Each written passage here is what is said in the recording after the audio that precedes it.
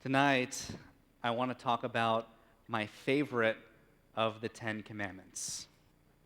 And it's probably not the commandment that you're thinking of. It's not observing Shabbat, even though I am, in fact, a big fan of Shabbat. It's not honoring your father and your mother, even though I know my parents are streaming right now, and I know they would love to hear that. And it's not prohibitions against stealing or coveting, though those are all important. My favorite commandment, number 2.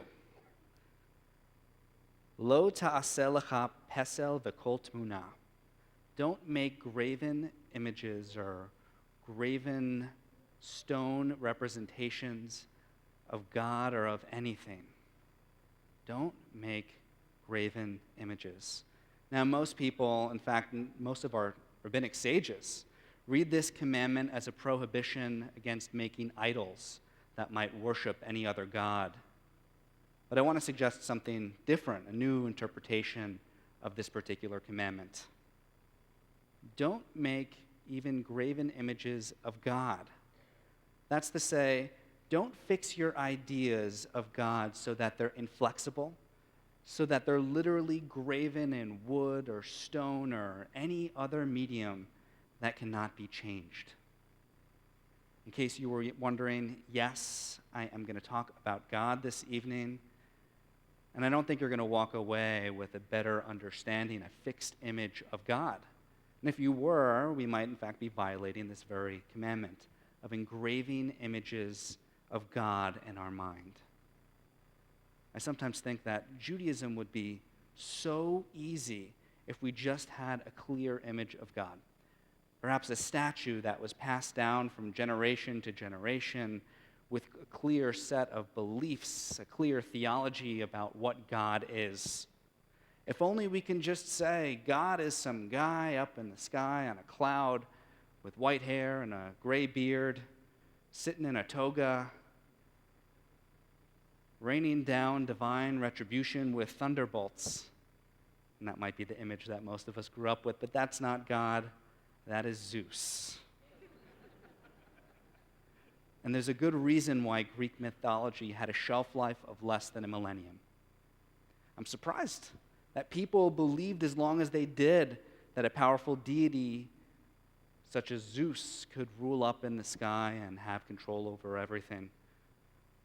But Judaism came along and offered us one of the world's greatest blessings: the ability to think of God through a variety of different perspectives and without any set form. To see God not as a graven image, but as an idea that can be painted in a variety of different ways, and that in each successive generation will in fact paint quite a bit differently. God is not human, and God has no human form, though we're created in God's likeness. Some Jews have perceived of God through the metaphor of light. You might remember a couple weeks ago in our Torah portion, we read about God appearing to Moses in the burning bush. This metaphor of light, this emanation of something that we can see, but doesn't really have a substance to it. Others have seen God through 10 sefirot, or divine virtues, things that have no corporeal substance like justice, kindness, compassion, and wisdom. All things, again, with no image.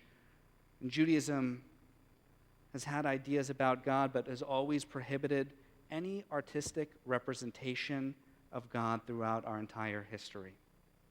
And this is why I think Judaism is the longest surviving theological system in our known history, because we don't make graven images of our deity.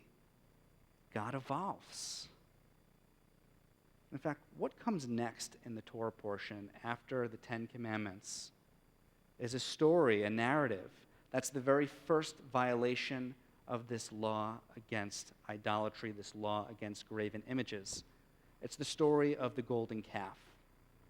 Now, what's interesting about the golden calf is that the Israelites weren't worshiping some foreign god in the form of a calf. The Israelites tried to put an image on how they worship God, because they were looking for some physical representation, some way to engrave a golden image of God. Idolatry isn't merely the worship of a foreign god through an inanimate object. It's also the worship of viewing our God through these very same things. God has no image. And this isn't to say that God is invisible. Invisible implies that there's some physical representation, but we just can't see it. Air is invisible, but even air has physical substance, oxygen and nitrogen. God can be better described as intangible, without a physical presence, unable to be touched, and perhaps impossible to fully understand. There's a Hasidic story that I like. It's about a man named Shlomo. And Shlomo is what you might call a modern-day spiritual seeker. Shlomo would go from town to town and find the rabbi of the town and ask the rabbi, "Where should I go to find God?" And the rabbis gave him one answer after another. One rabbi said to him, "Where do you think you should go to find God?" in a very typical rabbinic fashion. Another rabbi said, "If you study all day and all night, study Torah, study Talmud, then you're going to find God." Another rabbi, quoting rabbinic scripture, told him that if you search with all your heart and all your soul, you're going to find God. But after each successive visit, Shlomo realized that he was actually becoming a little more distant from his search, that he was becoming farther away from actually figuring out where he felt God in the world. And one day, Shlomo comes to a new village and finds the rabbi and asks him the very same question. Shlomo thought he was going to get the typical answer or one of the answers that he had already received, but instead the rabbi responded with something a little bit different. The rabbi says to Shlomo, "Shlomo, you've come to the right place. God is here. Stay for a few days and you might begin to understand." Shlomo searches the town day and night. He goes to shul, he goes to the Beit Midrash to study some more Torah. He goes to synagogue on Shabbat, he has Shabbat dinners, and he searches for God in every single place and in every single object. Shlomo keeps living this way for years and years. He keeps on searching in this very same village because he thinks he's going to find God. One day the rabbi finds him and says to Shlomo, "Shlomo, have you found God yet?" And Shlomo responds, "I've looked everywhere. I've looked in nature. I've looked in the people of the village and in the Torah.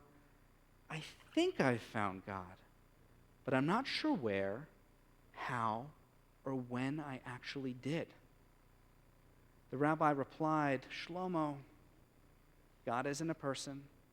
God isn't a thing. Perhaps you were so caught up in the question that you couldn't discover the answer as you were looking."